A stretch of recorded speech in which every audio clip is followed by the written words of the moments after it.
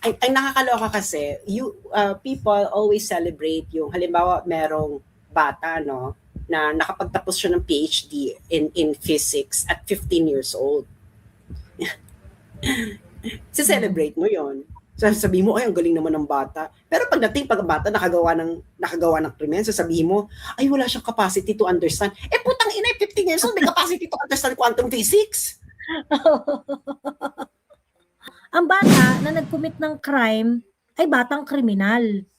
So, hindi mo po pwedeng sabihin na ang bata na nag-commit ng crime ay hindi kriminal.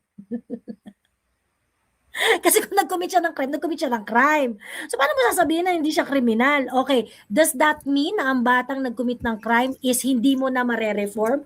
Of course not. Ang batang nag-commit ang crime, mas malaki ang chance na mare-reform. Exactly. Mas malakas. There is more probability of reforming a juvenile offender than someone who committed a crime way past 25 years old. Kasi may capacity to impulse control na sila noon tapos they're still able to commit a crime at that age. Ibig sabihin, there's something about this person already, no? At mahirap, but the possibility of reforming is still possible. It's also, and actually, mas malaki yung chances of winning ng reformation kapag kabata pa. Pagkabata ka. Kaya hindi ko alam, ano ba pinaglalaban ninyo? Ano ba pinaglalaban ninyo dito sa usapan namin? O ano ba yung, ano bang gusto nyong mangyari na hindi namin gustong mangyari? Kids that have been raised in predictable environments of action and consequence would actually be able to live a more disciplined life than those who are actually living in very chaotic conditions wherein action doesn't have any corresponding consequence in a predictable way. Correct. In a predictable way. Kaya ito yung sinasabi ni Joey, na you give them a rhythm na you committed a crime. If you committed a crime, this is going to be the consequence. Pero kasi ang consequence ngayon sa juvenile justice law is not commensurate with the gravity of the crime committed by the juvenile. So ngayon, the rhythm is broken. The rhythm is broken. The rhythm is broken. Okay? Parang, so ikaw ngayon na magkukumit ka ng heinous crime, ang ma-encode sa brain mo, if I commit a heinous crime, eto lang. And then you will develop that rhythm, and the possibility that rhythm will stay with you is going to be huge. Because your brain during that time works according to rhythmic repetition of what's going on between the causal structure of action and consequence.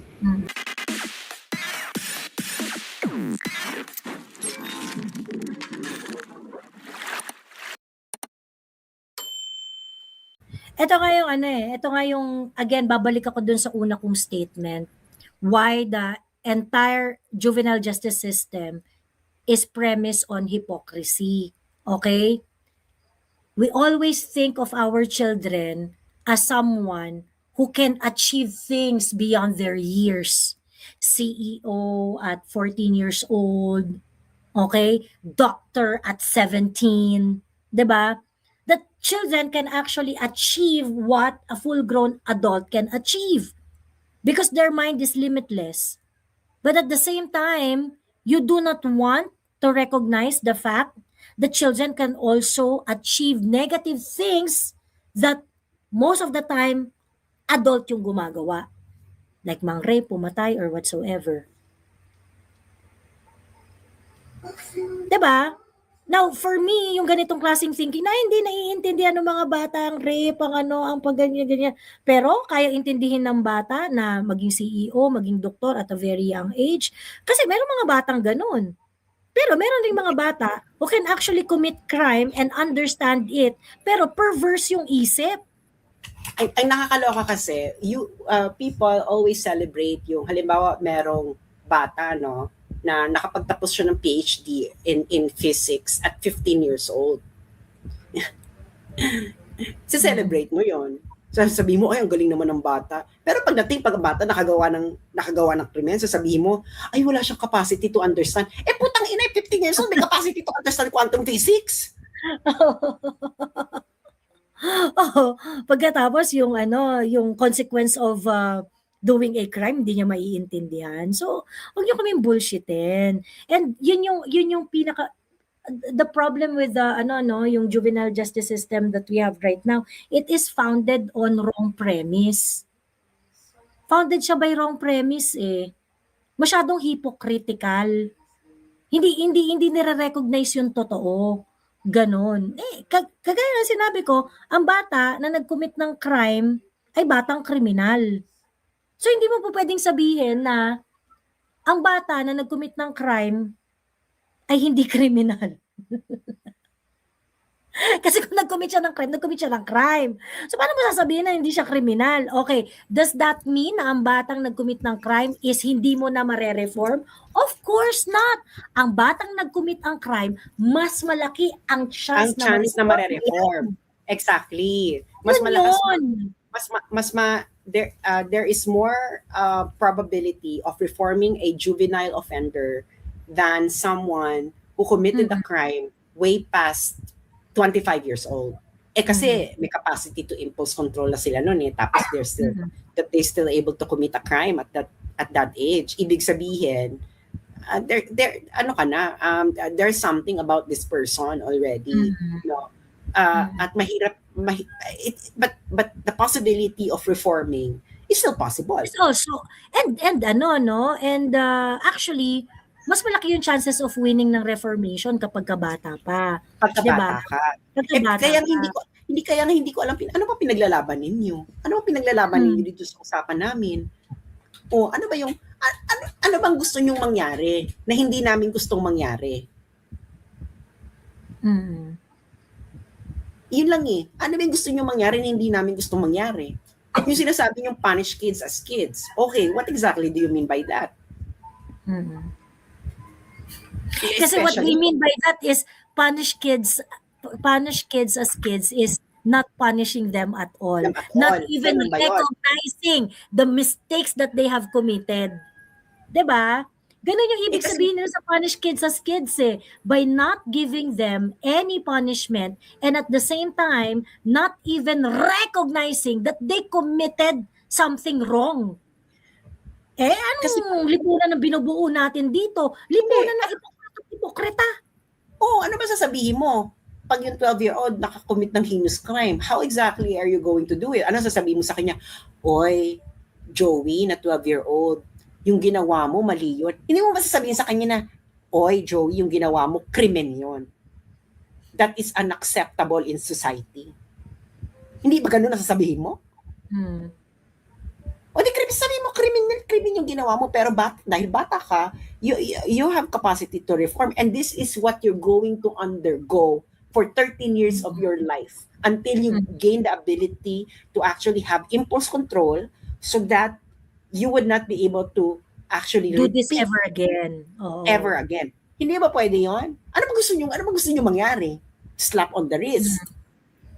Wala naman ditong argument that they should be punished like an 18-year-old and above. Ayun. Yung mga trolls na nandito, pwede kayong umakyat if you want.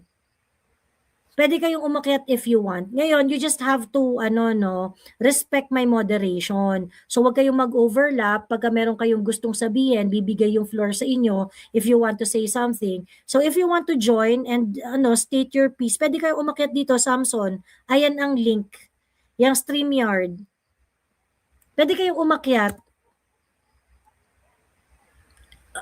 Mabait ako sa mga trolls. Alam ko yung mga trolls dito, pinagkakitaan yung live ko by trolling my live. And I know you earn money of it. Okay? And I am okay with it. As long as you are giving us something to, something substantial to discuss, Walang problema sa akin yan. So if you want to join the conversation, join. If you want to earn money para meron kayong resibo, pag sinend nyo yan sa mga TL ninyo na nanggulo kayo sa live ko, pwede kayong umakyat. Pero ang requirement ko lang is that you have to be sensible enough. Paghirapan nyo pinagkakitaan nyo na eh. Pinagkakitaan nyo na yung pagpunta dito at yung pang-tutrol eh. Pero galingan ninyo. Hindi po pwede yung bubullshitin nyo na lang kami pagkatapos bababoy-babuyin nyo lang yung live, pagkatapos magiging intellectually dishonest kayo. Yun yung ayaw ko. Okay? Pero mabait ako sa troll. If this is a venue for you to earn money, I will allow you to earn money. I'm going to even pay attention to your comments.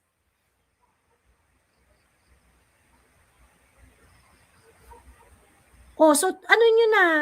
Time to shine na kayo. Yung mga comment ng comment dyan, pwede kayong umakyat. Pwede kayong umakyat. Yun nga lang, huwag kayong gagayahin si Selectable na sasagot siya ng something pagkatapos exactly yun yung tanong ko pagkatapos nung inuulit ko yung sinabi niya, sinasabi niya na I'm putting words on his mouth. Ayoko nang ganun. Yun nga yung eksaktong tanong ko sa iyo na sinagot mo eh. Pagkatapos nung inulit ko, I'm putting words in your mouth. Ayoko nang ganun. Ayoko nang binubullshit ako. Ayoko ng mga big dick energy pagkatas ang liit ng utak. Ayun. O, tingnan nyo, naubos yung troll dyan sa comment section nung pinapaakit na sila. Tang-ina nyo eh. Pagkapaghihirapan na yung pagtutroll ninyo, alisan kayo mga putang ina nyo. Okay, anyway, hello Beck. Hi Joey, hi Sas. Nagulantang naman ako kay Selectable kanina kasi parang sinasabi niya nung nag-message siya is different and then nung nasa taas na siya, different din. Napaka-contradicting ng position niya. Anyway, ato lang, ako kasi as a parent, naniniwala ako talaga na ang formation stage ng mga bata is up to 13 years old. So, kaya yung suggestion din yung kay Sas na up to 13 years old yung detention ng mga bata sa juvenile law, which is okay din yun. Kasi diba, hindi naman, yun nga, ito siguro yung hindi naintindihan ni Selectable. Kasi nga, ang mga bata is kailangan, bata pa lang siya, siguro as early as 2, may mga bata na nakakaintindi yan, 3 years old, formation stage pa lang nila, bata pa lang sila, i-explain mo na nang i-explain as a parent kung ano yung mga consequences ng mga mali nilang nagawa or mga tama nilang nagawa. Hindi mo naman, ang tawag dito, halimbawa, katulad yan, pag may kumupit ng pera, diba? Alangan naman na matutuwa ka na kinupitan ka ng anak mo ng pera. Yung palang basic pa lang na magsisinungaling na sa'yo yung anak mo at a young age. May consequence na rin yun dapat na haharapin ng mga anak mo as a parent. Bakit ka hindi ka dapat magsinungaling? Lahat ng gagawin nila sa buhay nila, yung mga hindi pagsunod, sa murang edad pa lang, dapat kasi doon, ina-explain na yun sa bata. And napaka-imposible na hindi yan maiintindihan ng anak mo. Yes, yung control kasi, yung reaction, yun yung hindi talaga mapipigilan kung paano ka mag-react sa mga bagay na mga nangyayari. But yung understanding is nandoon. Imposibleng wala. Kasi alam mo naman in the first place, na yung anak mo is hindi naman special child or something, di ba, na kailangan mo. Kahit nga yung mga special child, yan nakakaintindi din yun Which reminds me, Beck, no? Sorry to cut you It's off. okay. Yung natawag dito, di ba, si Sas kanina, paulit-ulit niyang sinasabi yung tungkol doon sa impulse sa part ng bata. Kasi yung bata, yun yung kulang sa kanya dahil hindi pa nga buo yung development ng brain niya, yung full development ng brain niya that actually vital doon sa decision making and impulse control and things like that. Yung bata, meron siyang mga challenges pagdating doon sa impulse control. Mm-hmm. And ito yung aspect na binibigay ng punishment. and Mm-mm. liability and accountability. Kasi Yes. if you are accountable to your crime and there are consequences, kapag kunwari ikaw ay ang batang pumatay at alam ng bata that there would be consequences, that he's going to be imprisoned for 13 years pag kunwari pumatay siya, that will contribute on the thought process of the kid pagdating dun Yes. sa pag-regulate ng kanyang impulse. Hindi, ito kasi, no, let me just give the neuroscience behind it so that you would understand as a parent as well, no. Ang before our brain gets fully developed at 25, na-develop na yung prefrontal cortex, yung yung responsible for impulse control override. Okay? A lot of our brain actually relies on rhythm. Okay? Ito yung sa cerebellum. Okay? That's why it's very important for developing for infants, for toddlers or whatever, that you give them predictable rhythm. Okay? Rhythm of action, consequence. Na pag may ginawa ka, this is the consequence. And that structure is actually going to be understandable by a developing brain. Ngayon, kaya nga yung sinasabi nila that they have no capacity to understand, that's very incorrect. No? That's just empirically false, physically false. Ang nagbibigay lang ng addition sa'yo pagdating mo ng 25 is an actual function in your brain that can actually override impulse. Okay? Impulse. So you will be able to be able to understand. Kaya nga, no, kids that have been raised in predictable environments of action and consequence would actually be able to live a more disciplined life than those who are actually living in very chaotic conditions wherein action doesn't have any corresponding consequence in a predictable way. Correct. In a predictable way. Kaya ito yung sinasabi ni Joey, na you give them a rhythm na you committed a crime. If you committed a crime, this is going to be the consequence.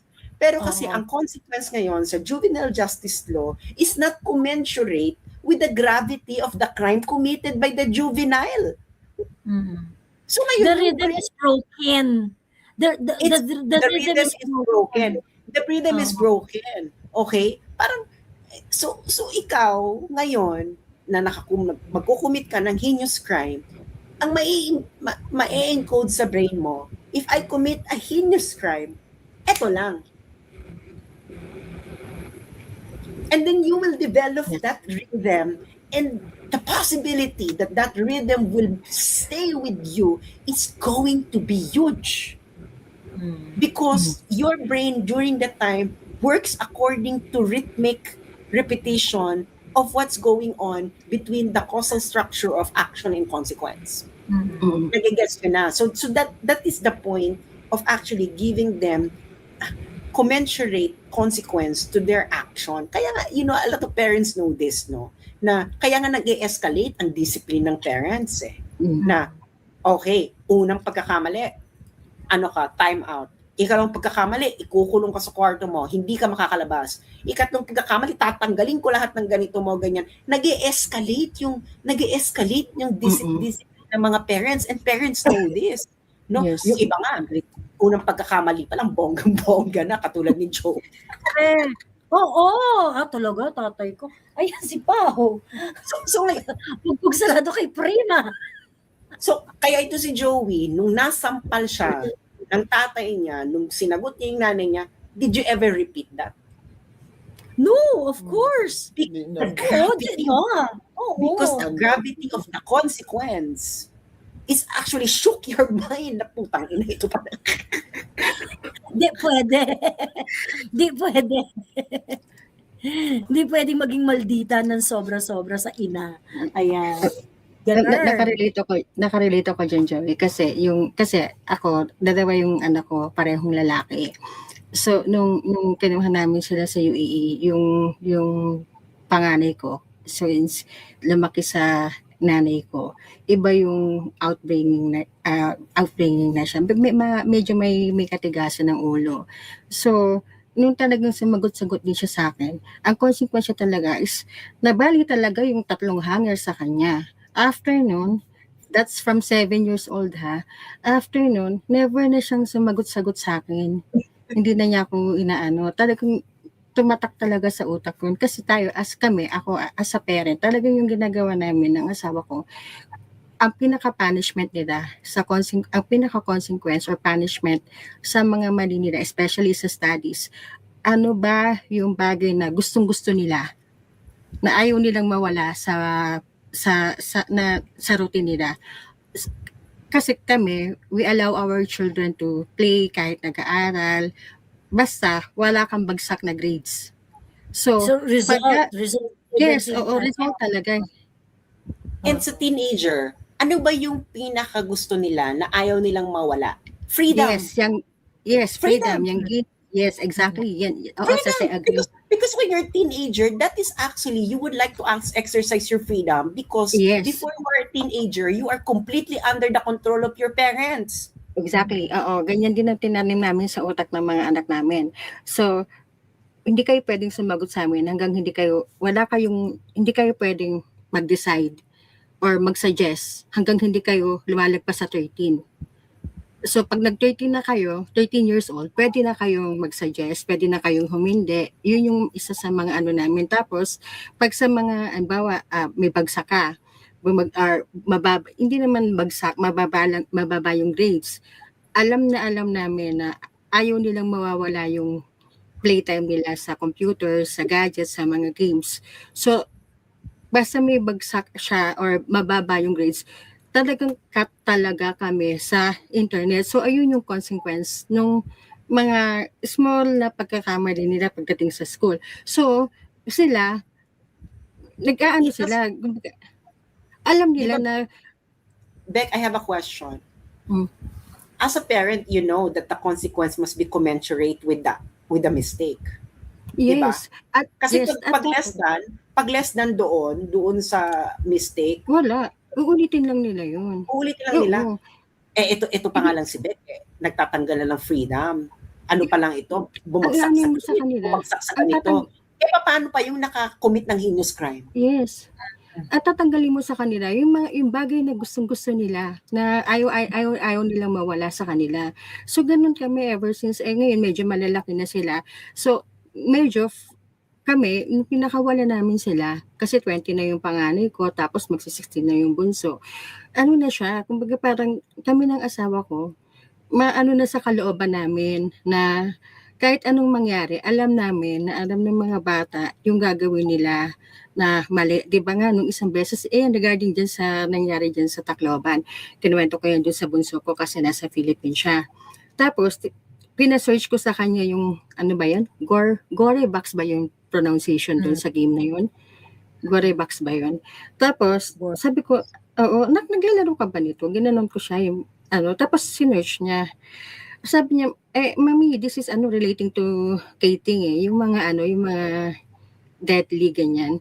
So, hindi daw siya nagaganon. Kasi nga, yun yung kumbaga, alam nila na, yung mga mali at tama. Kasi, na-identify nila yan. Kasi kung paano sila paano in-explain sa kanila ng parents nila at the formation stage. Kasi nga, ang formation stage ng mga bata is from toddler, 2 to 3 years old, hanggang nag-30 na sila. So, within that year, imposible na, kasi ang mga teenager kasi, akala mo lang, hindi ka pinakikinggan yan as parent. Pero, magugulat, ako, experience ko to sa mga anak ko, magugulat na lang tayo parent, na meron meron silang biglang sasabihin na, sinabi mo, tumatanong sa utak nila. Oo, naiintindihan nila. Hindi lang nila, kasi nga, wala sila sa ganong sitwasyon. But, yung understanding nila, imposibleng, nafo-form na. Ang hindi lang talaga diyan ang mahirap lang talaga is kahit naman tayo, 'di ba, adult, ang hindi natin kayang makontrol, yung kung papaano tayo magre-react, yun yung mahirap. Pero, eventually kasi natututunan din 'yan. Pero yung iba matagal kasing matutunan kung papaano ka magre-react sa isang situation. But yung understanding ng gano'n, kaya imposible na hindi alam ng bata na ang consequence ng ginagawa niya, kahit maliit man na consequence yan or malaki, alam niya kung anong magiging consequence ng ginagawa niya. Kasi andun na yung understanding eh. Hindi, imposible na Okay. kahit wala kang walang parents eh. So yun lang yung ko. Gusto ko lang as a parent. Okay. Thank you, Miss Beck. Thank you. And maraming salamat. Bye. Ayan. Hello, Edmar. Long time. Hello, madam. Can you hear me?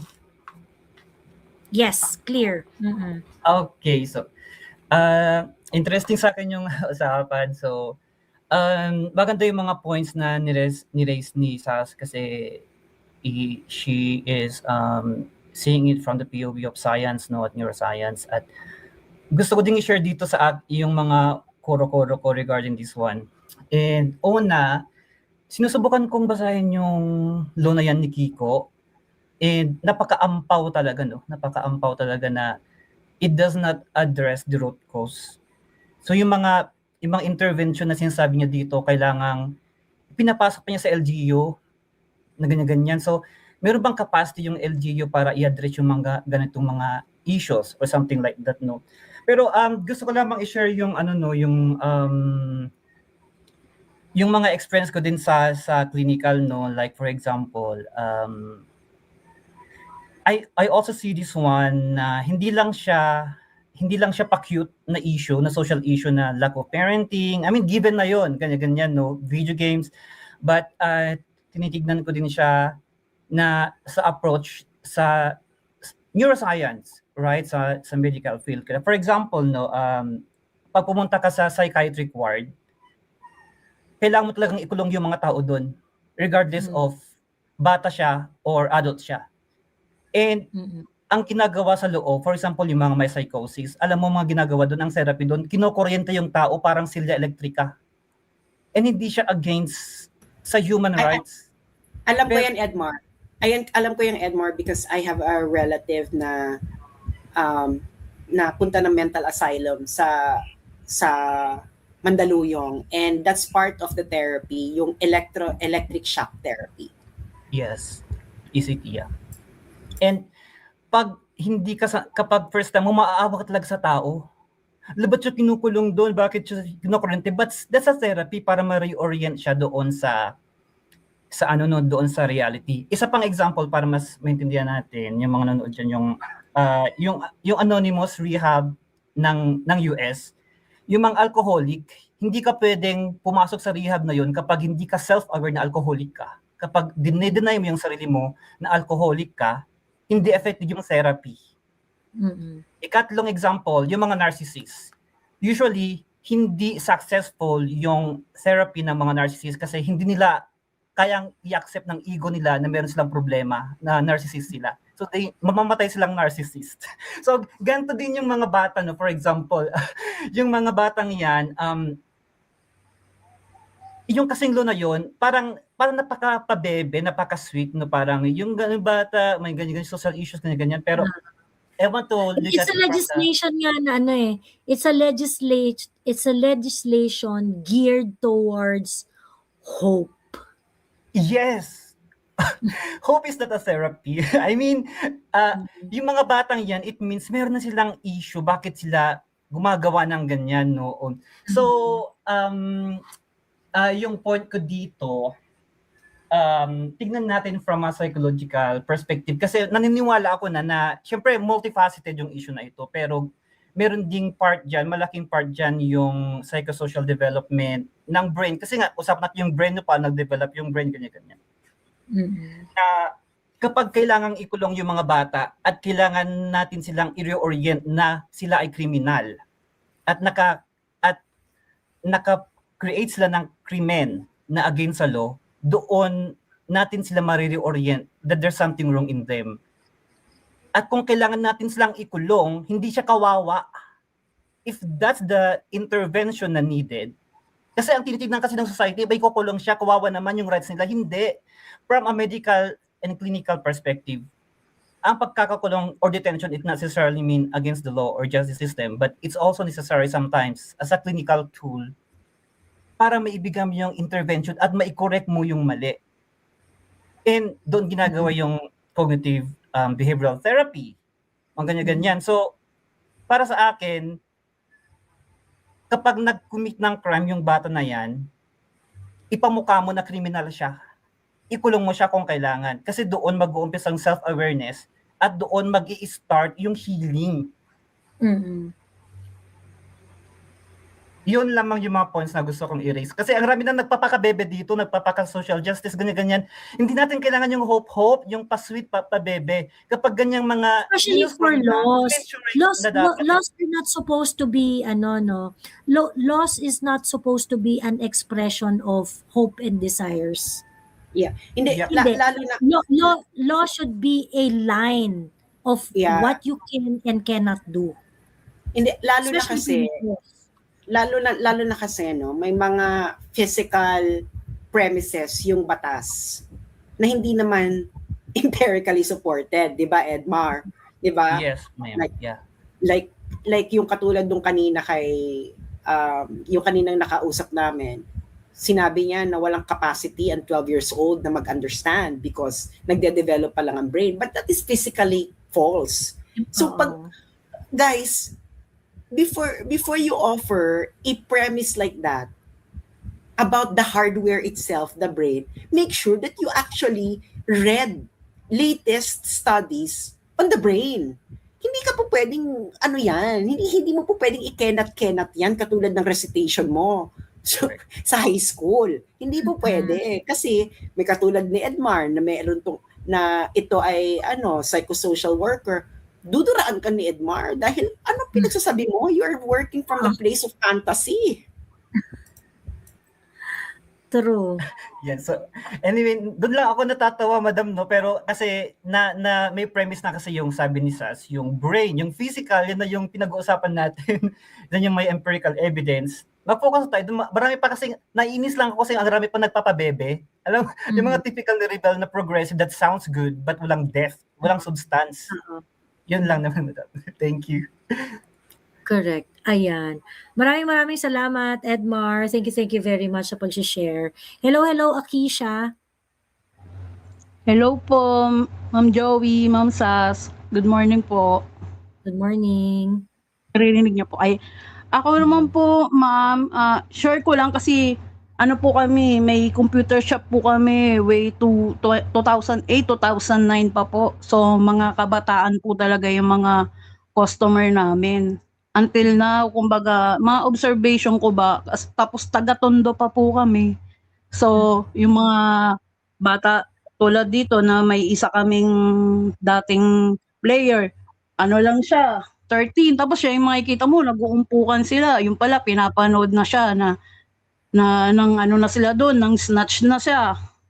Tapos, ka lang, magugulay ka na lang, wala pa siguro isang buwan, nandito na siya. Gala-gala na siya sa labas. Ang lang din nun, may mga na siya, may mga kasama na siya, kumbaga may mga recruit na siya. Kumbaga, inaangaan na siya kasi nakakalabas na siya, ganun. Tapos ngayon, tumatanda siya, siyempre, Tondo po kami. Paligid din kami ng mga addict, mga pusher. Evolving na siya. Naging pusher na siya ngayon. Kumbaga, ako po, kumbaga sa observation ko po, based kasi po tagal na rin namin na may computer shop, tas mga bata din po yung customer namin. Pabor po ako dun sa ibaba, pero wag naman sobrang baba. Kumbaga siguro sa akin, ang tingin ko mga 13 o 12, yung mga high school po. Kasi po, sila po yung nagiging bata-bata ng mga ng mga teenager. Depende sa display ng criminal intent. Kasi hindi mo masabi yan eh. iba-iba yung iba-iba yung development ng ibang-ibang bata depende sa environment na kinalakihan Oo. nila. Kasi So, you cannot pwedeng na peer peg- pressure. Pwedeng na peer Mm-mm. pressure na. Kasi yun po ang observant ko dito. Hindi mo po pwedeng ipeg yan sa certain age na pagka, ginawa mo 13, so ibig sabihin nun, incapable na yung anyone less 13 na magkaroon ng criminal intent, gumawa ng krimen and things like that. Again, no, I think what we are punishing here is the perversity of the mind of the offender. So ngayon, for me, hindi siya dapat ipepeg na, ay, ibababa natin na ano, kasi, so ano ba, absolutely walang kasi ngayon ang nangyayari pag 14 years old pababa, absolutely hindi ka ma-charge. Ito meron Opo, meron yun nga po. ito may incident ito sa India, no? I think it was in India na nakakaloka. Yung bagets, as in bata pa to, as in less than 10 years old or something. Nag-umpisa siya, ang ginawa niya, girl, tinegi niya yung anak ng baby nung pinsan niya na baby. Girl, tinegi niya. Tapos nung tinanong siya, ganyan, alam mo yung parang smile lang siya or whatever, hanggang dumami na yung kanyang incident ng ganon. Kasi nga sinasabi, naku, bata hindi niya alam, hanggang naging serial killer siya, girl. Yun nga po, parang, kumbaga sa, hanggang Opo, naging serial killer siya na bagets. Alam na bata. Actually, hindi nga bagets eh. Ano to, younger, below teenage. Parang yung sinasabing the youngest serial killer in history. Talagang puro baby yung mga natitegi niya. So hanggang, nagigas yung sinasabi ko. Kasi nga yung parents, parang, inano lang siya, parang, basically, what our law is like. Ganon lang yung ginawa ng parents, walang hanggang na-develop na yung habit niya ganon. And this is where I'm gonna tell you, yung sinasabi ni Aklesia, and this one, di ba sinasabi ko nga sa inyo, because you establish that rhythm. O nakagawa ko to, ito yung consequence. Nakagawa ko to, ito yung consequence. And that gets imprinted in a developing brain. Hanggang nag-escalate, katulad yung kay Akisha, nakapag-snatch siya, walang then that's going to be the routine. That's going to be the routine of the child. And if you don't have an equal force to stop that routine from developing, katulad itong, naku, 1 year lang, okay na yan. Bakla. 1 Tapos year ito pa po, punishment. isa pa po isip ngayon lang, itong recent lang po, ma'am, 13 years old lang din siya. So, syempre, sa computer shop po kasi, may bantay po kami minsan, di naman po sila nakikita lahat. Yun pala, nanonood siya ng mga porn doon. Tapos ngayon, hindi lang isang beses, pumapasok siya ng bahay, sumisilip lang siya. Tapos siya doon, nahuhuli siya. Tapos itong recent naman, nahuli siya, binaranggay siya, hindi na dinala sa DSWD. Kumbaga, nag-usap na lang sila sa barangay kasi nga wala naman siyang ginawa, sumisilip lang siya. Dinala na lang siya sa probinsya. Sabi ko, naku, kung dadalhin yun doon, baka mamaya pag kinatagal-tagal, baka mang-rape pa yun. Kasi, kumbaga, yung iba, kasi may naririnig din po ako dito minsan. Kumbaga, sa amin may nagnakaw. Gusto mo saktan, sabi ng tanod sa akin, huwag masaktan. Child abuse ka niyan, bata yan. Yung mga barangay sa amin din, takot din silang iba na kahit na gusto nilang kaltukan, hindi nila makakaltukan kasi ikaw pa makakasuhan. Parang, kumbaga, ganun po. Kasi dito po sa Tondo kumbaga, yung ibang parents din po, yung iba, suko na sa kanila. Yung iba, siyempre sa hirap din po ng buhay, hindi rin sila po natututukan. Kumbaga, kailangan din po talaga baguhin yung sistema din po talaga. Yun lang po yung share ko. Yung base po sa na-observe ko po. Meron akong schoolmate. May schoolmate ako sa Thank you, Netherlands. Atisha. Thank you po. Alam niyo, may schoolmate ako sa Netherlands. Ano to parang very liberal Dutch Very liberal. Ano talaga siya, yung mga tipong bleeding hearts, ganyan.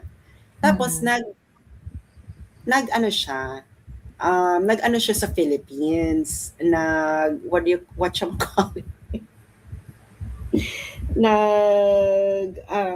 siya sa Dutch Embassy. What do you call it? Nasa dulo ng dila ko, punyeta. Dementia na ba ito? Ano tawag? Nag-practicum, parang practicum, ganyan. Sa Dutch Embassy. And then, girl, tinanong ko siya, oy, kamusta ka na dyan? Ganyan.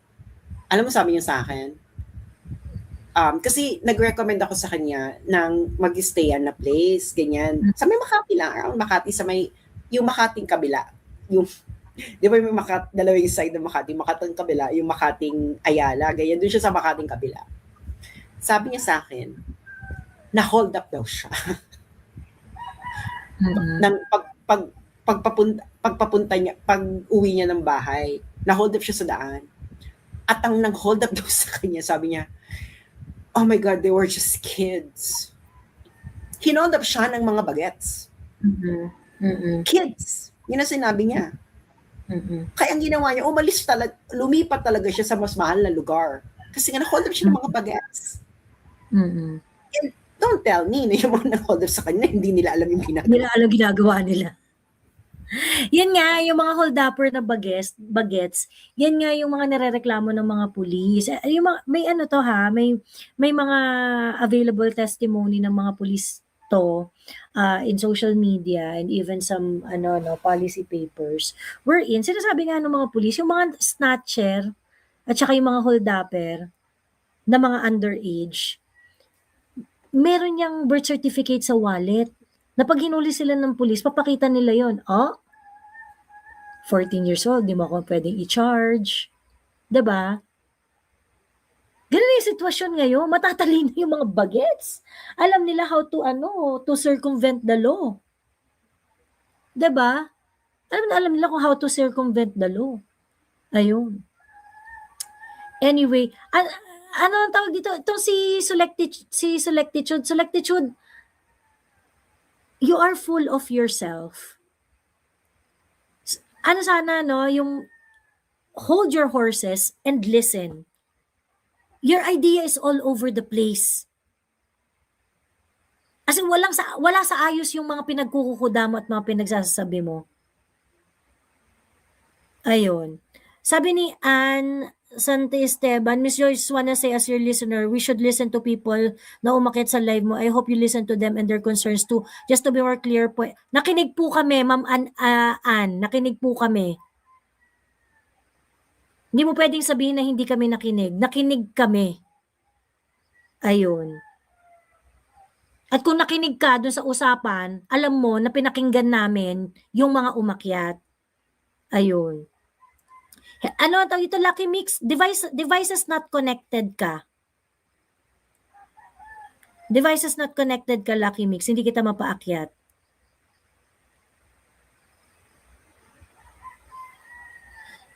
Perfect fit mga batang kriminal sa atin sa Teach You a Lesson series. There's a boomer here who don't know how to use emojis. Ayun, sabog nga pinagsasabi mo, selectable. Actually, all over the place talaga. Sobrang all over the place talaga. Tapos parang hindi niya alam na parang, ay hindi, dapat tawag dito, palitan niya yung batas, kineso, ganyan. Public discussion is actually part of, ang tawag dito, part of the process ng pag-amend doon sa batas.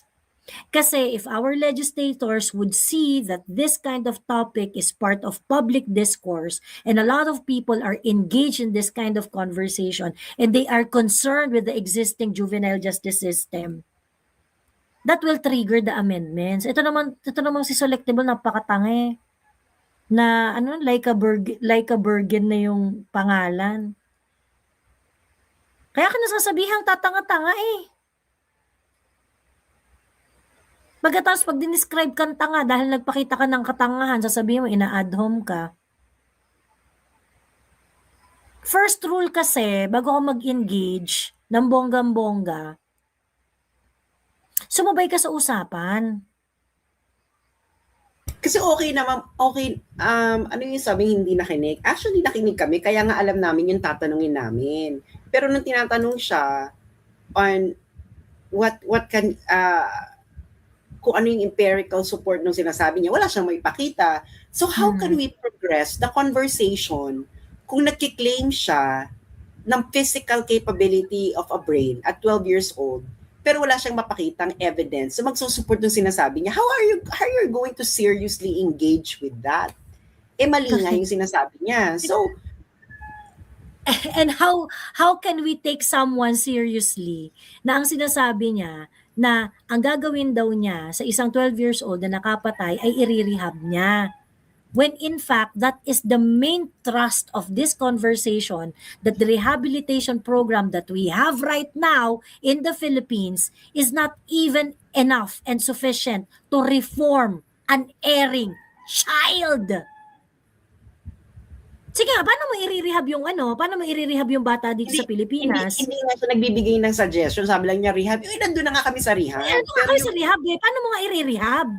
Ang ino-offer nga lang ng batas natin 1 year. Tapos re-reviewin na. Pagka change na daw siya without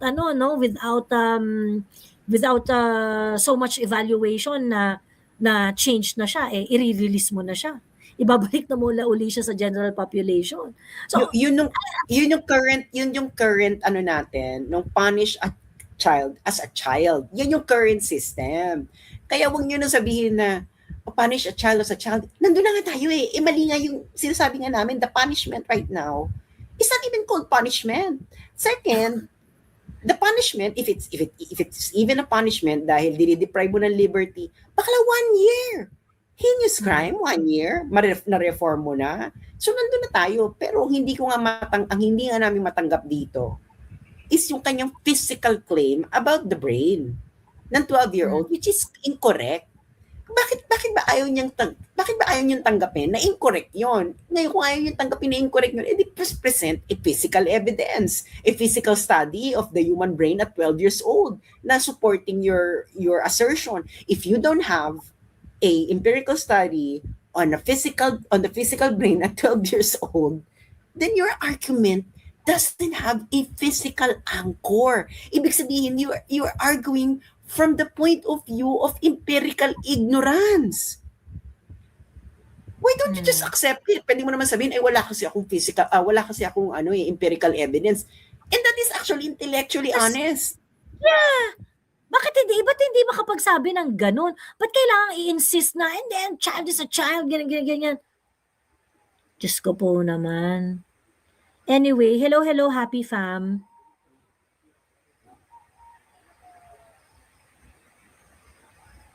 Hello, happy fam. Hello. Ayan, hello. Ayan, good morning. Lumabas ako kasi naka-duty ako sa bibilisan ko lang. Sige, I have a go. 7-year-old na nanginginig ako. Yung anak ko, nabully sa school. Nabully siya sa school kasi yung bata gusto may paglaro sa kanya. All the time, gusto ng bata may paglaro sa kanya. Okay? Ayaw ng bata na may attention siya, magbigay siya ng attention sa ibang kaklase niya. Until such time na pakigamit ng mga anak ko, ginagawa niya na sinukuha niya na for 2 hours, hindi na ibabalik. Happy fam, hindi masyadong malinaw yung audio mo. Hindi malinaw. Wait lang. Parang masyadong nakalapit sa microphone. Ilayo mo ng onte para hindi muffled. Okay, about that. Hello? Sige, let's try. And then, I cannot make the school involved because nangyayari siya outside school, like sa playground, after school. So, ang nangyayari, this is 7 years old. Ang nangyayari, one time, sa loob ng school nila, may kalaro yung anak ko, kaklase niya. Lumapit itong isa niyang kakilala sa school, may paglaro. Ito nga, feeling ko, obsessed sa anak ko. Hinawakan niya yung anak ko, kasi siguro ayaw may paglaro ng anak ko sa kanya. Hinawakan niya yung anak ko, 2 hands. And he slammed my son sa puno. Mm-mm. And then, nagkulak yung anak ko. Tinawagan lang ako ng teacher. Na actually principal. Sinundo ko yung anak ko. He was disoriented. As in, he passed out on and off on our way to the hospital. Ngayon, two nights kami sa hospital. Tinanong ko siya, sino gumawa ko sa iyo? Sabi niya, yun nga, yung specific na bata na yun. Sabi ko, sige. Inuna ko muna yung hospitalization niya lahat. And then sa paglabas namin, saka ako nag-gather ng information. Nagreklamo ako sa school, nagreklamo ako sa police, nagreklamo ako sa school board. Wala silang magagawa because he's only 7 years old. Happy fam. So, May question ako. Sabi mo sa playground nangyari. Tama? after school, yeah. Saan yung playground? Yung playground ba nasa school? Malapit sa school, outside school Okay. ground. Outside school na. Okay, ganito happy fam, no? Meron na kasing jurisprudence dyan that the school is responsible to whatever happened to a child. They are still under the care of the school. Kahit nawawala lang yung responsibility nila once that child has been already nasundo na siya ng parent or guardian. In-explain niya ni attorney Regal Oliva kasi merong recent Supreme Court decision. Ang nangyari pa nga dito, yung bagets is actually parang na murder or something or nawala. Wala na. Parang tinanong siya na pwede na ba akong umalis, ginanon niya. Tapos umalis na yung bagets. And then parang the student encountered an accident. I already forgot what happened to the student. Pero the school was actually held liable for what happened to the student kasi hindi properly released yung estudyante doon sa parent or guardian or something like that. So, I don't know, kailan man nangyari yung incident dyan, Happy Fam? Nasa abroad yata si Happy Nasa Fam. Canada kami. Pero ano yan law. may Oo. jurisprudence ng Supreme Court dyan na may liability yung school. Nawawala lang yung liability niya pag nasundo na siya ng parent. Pag na-transfer na yung custodianship doon sa parent or guardian. Nag-file kami ng lawsuit sa school. Pero school ang hindi yung batang gumawa. You know what I mean? Hindi siya liable dun sa nangyari. Nakipag-meeting ako sa school, sa principal, together with the parents. Sabi nagalit pa yung parents because bata daw yung anak niya, hindi sinasadya. Sabi ko, hindi ko sinabing ikulong yung anak niyo. Ang sinasabi ko lang, dalhin sa intervention. Whatever So that is. walang in-extend na anong ginawa Wala. doon sa sakit? Wala. Kasi, ang reason ng school is this. Sa culture nila, hindi pwede yung ganun. Saan? Hindi pwede yung isang kultura nila. Indian.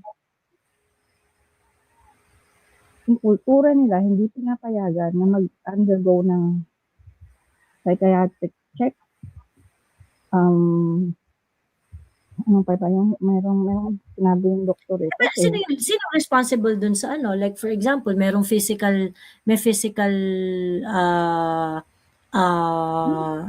na naranasan yung anak mo, who's gonna pay for the hospital, who's gonna pay for the yung mga ganyan. Libre kasi dito ang hospitalization. Hmm. So wala lang, kumbaga parang walang Wala nanagot lang. sa action na yun? Wala. Kaya Mm. ang hinihingi ko sa principal, pati sa school board, Is to discipline sana yung anak. disiplinahin yung magulang. Mm. Ano ang muffled yung sound mo, Happy Fam. Hindi, maraming nahihirapan na maintindihan yung sinasabi mo. Oh, wait. Sobrang Okay. muffled ng audio mo. Hello. How's that? Ayan, oo. Okay. So, walang nangyari, pero meron kaming lawsuit lang, doon lang siya. Kumbaga naka-file lang. Kasi wala naman daw nangyaring masama sa anak ko. He's back to normal. Sabi ko, what if in 10 years bumalik yan? Na meron siyang nagka-concussion siya eh. Kasi kung may concussion, hindi na siya ngayon. Masama. Hindi na siya ngayon makabalik dun sa gusto ng bata ng maging football player. Bawal na siya sa contact sports. Walang nangyari. Sabi ko sa kahit man lang turuan nyo yung bata. Kasi kung adult sa adult mangyari yun, lagay mo sa akin yung kamay mo, that's an assault. Hawakan mo ko nang wala kang permission, that's an assault. Pero sa bata, wala. Turuan nyo yung magulang. Tsaka may sakitan eh. May sakitan, dapat merong Oo. Dapat at least man lang yung detention, di ba parang ganun sa dapat? Yung parang, magstay ka dito sa room, reflect, yung mga ganun man lang sana. Oo, wala. Walang ganun kasi gentle parenting. Di ba sa atin nilalagay sa guidance? Wala. Tapos, meron akong nakausap na school director. Sabi niya, wala kami magagawa dyan eh. Sabi niya ganun. Actually, kakilala lang. Nangingi lang ako ng advice ba. Sabi niya, tiyempuhan mo na lang yung bata. Pag walang kasama, i-report mo sa children's ministry. Kasi kukunin nila. They will take away the child sa parents, pangangalaga ng magulang.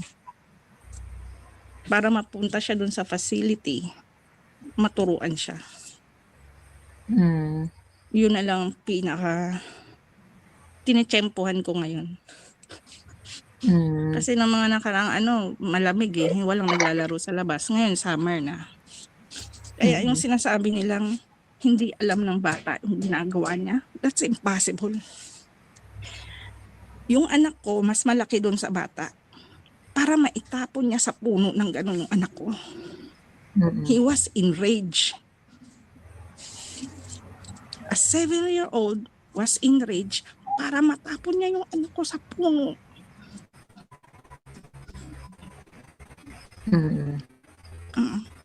So actually, nakita natin yung 7-year-old na yon, grabe yung lack of impulse control. Nakikita na natin. Tapos wala silang, nagigas yung pagkakaiba, no? Yung 7-year-old na yon, extremely lack impulse control. Pero alam niya yung ginagawa niya, those are totally two different things. No? It's possible that you know what you're doing, and at the same time, you lack impulse control in order to actually inhibit whatever you would like to do. Magkaiba yun. Those are two different physical mechanisms. Ngayon, sabi dito ni Happy Fam, as I gather, alam na nila na yung batang 7 years old lack impulse control. Therefore, there must be an intervention in order to make that 7-year-old improve its impulse control. Pero sabi nga ni Happy Fam, walang ginawa. Therefore, that kid would actually continue that behavior would not actually have intervention in order for that kid to improve its impulse control. Yun na nga lang hinihiling ni Happy Fam, magkaroon ng intervention, wala pang ginawa. Oo. Diba? And we expect expect na yung ganong klaseng ma-reinforce. Ulit-ulitin lang, di ba?